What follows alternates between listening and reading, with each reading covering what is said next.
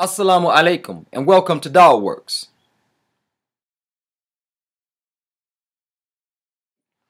By now you have all heard the racist statements attributed to Donald Sterling, owner of the Los Angeles Clippers. But I sit here today in defense of Mr. Sterling in regards to those seemingly racist comments. Leave Donald Sterling alone. You're lucky he even hires Negroes to entertain you. Yeah, what she said.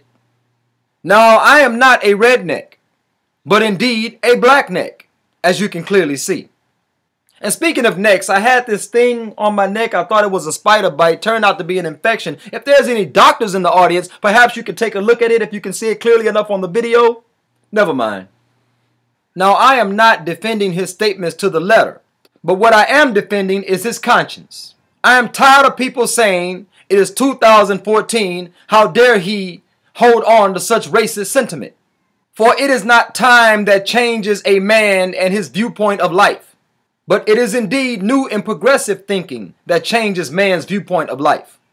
And obviously Donald Sterling has been deprived of this new and progressive thinking, just as the majority of humanity.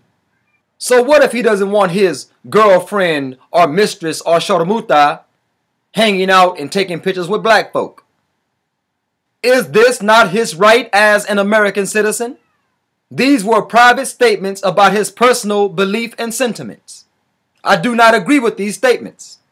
But I also do not agree with these conscious police that try to regulate the hearts of man without opening up society to be cultured via Islam. A progressive thought that ultimately annihilates any type of asabiya.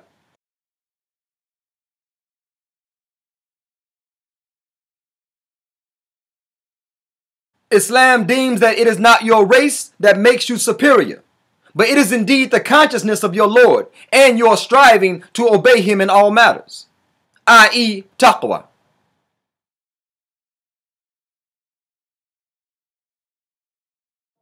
I do not care if it is 2014 or 2114.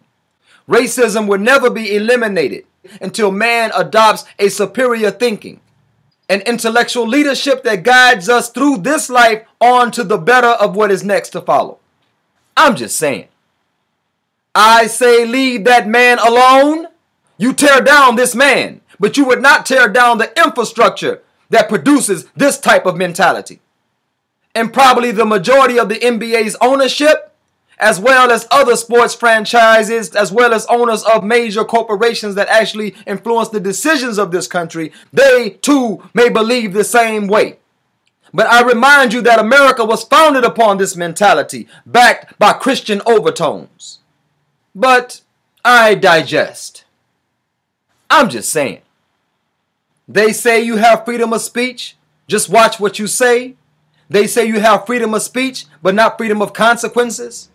Now what kind of kalam farag or BS is that?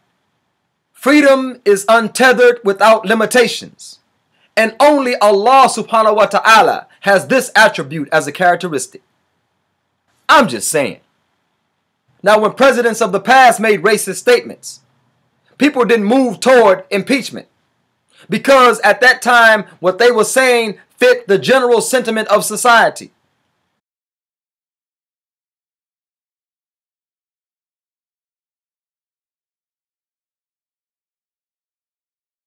I'm just saying.